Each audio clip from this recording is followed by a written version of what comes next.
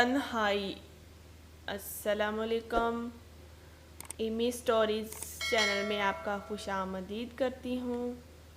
آج کی جو سچی کہانی ہے وہ ہے تنہائی۔ میری بیوی نے کچھ دن پہلے گھر کی چھت پر کچھ گملے رکھوا دیے اور ایک چھوٹا سا باغ بنا لیا۔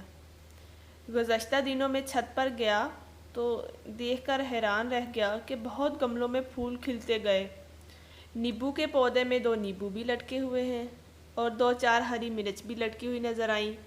میں نے دیکھا کہ گزشتہ ہفتے اس نے بانس کا جو پودا گملے میں لگایا تھا، اس گملے کو گھسیٹ کر دوسرے گملے کے پاس کر رہی تھی۔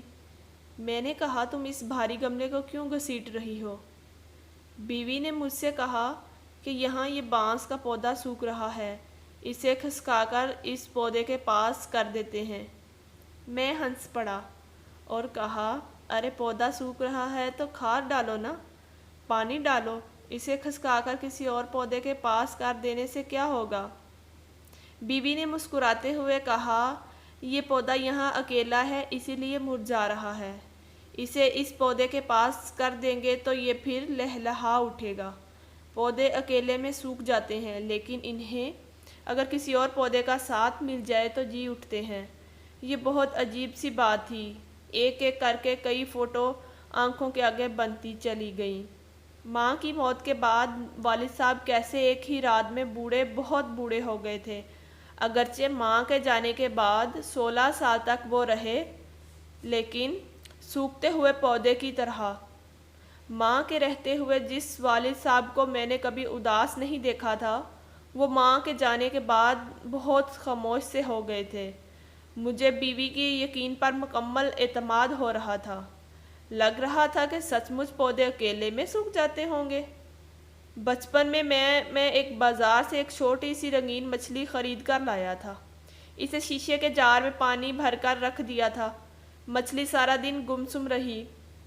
میں نے اس کے لیے کھانا بھی ڈالا لیکن وہ چپ چاپ ادھر ادھر پانی میں گھومتی رہی۔ سارا کھانا جار کی تہتی میں جا کر بیٹھ گیا۔ مچھلی نے کچھ بھی نہیں کھایا۔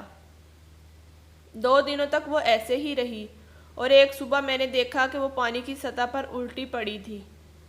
آج مجھے گھر میں پالی وہ چھوٹی سی مچھلی یاد آ رہی تھی۔ بچپن میں کسی نے مجھے یہ نہیں بتایا تھا، اگر معلوم ہوتا تو کم سے کم 2-3 یا ساری مچھلیاں خرید لاتا اور میری وہ پیاری مچھلیاں یوں تنہا نہ مر جاتی۔ مجھے لگتا ہے کہ دنیا میں کسی کو تنہائی پسند نہیں، آدمی ہو یا پودا، ہر کسی کو کسی نہ کسی کے ساتھ کی ضرورت ضرور ہوتی ہے۔ آپ اپنے ارد گرد جھانکیں، اگر کہیں کوئی اکیلا نظر آئے تو اسے اپنا ساتھ دیجیے، اسے مرجھانے سے بچائیں۔ اگر آپ اکیلے ہوں تو آپ بھی کسی کا ساتھ لیجیے، آپ خود کو بھی مرجھانے سے روکیں۔ تنہائی دنیا میں سب سے بڑی سزا ہے۔ گملے کے پودے کو تو ہاتھ سے کھینچ کر ایک دوسرے کے پاس کیا جا سکتا ہے، لیکن آدمی کو قریب لانے کے لیے ضرورت ہوتی ہے رشتوں کو سمجھنے کی، محفوظ کرنے کی اور سمٹنے کی۔ اگر دل کے کسی گوشے میں آپ کو لگے کہ زندگی کا رس سوکھ رہا ہے، زندگی مرجھا رہی ہے، تو اس پر رشتوں کی محبت کا رس ڈالیے۔ خوش رہیے اور مسکرائیے۔ کوئی یوں ہی کسی اور کی غلطی سے آپ سے دور ہو گیا ہو تو اسے اپنے قریب لانے کی کوشش کیجیے اور ہو جائیے ہرے بھرے۔ تو دوستو، کیسی لگی یہ میری سچی سٹوری؟ مجھے کمنٹ سیکشن میں ضرور بتائیے گا۔